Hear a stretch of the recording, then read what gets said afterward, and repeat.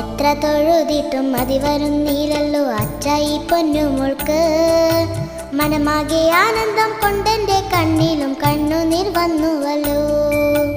പാഠങ്ങളെല്ലാം എളുപ്പമായി തീർത്തിടാൻ പ്രാർത്ഥിച്ചിടേണം മോളെ.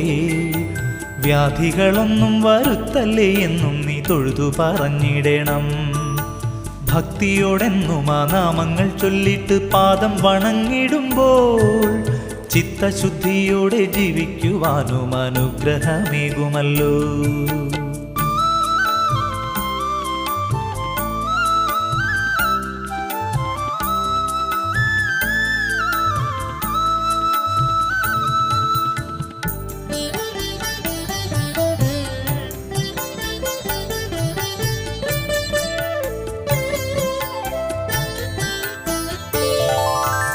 ഏട്ടനെ പോലെന്റെ കൂട്ടിനായി വന്നിടാൻ ശ്രീമുരു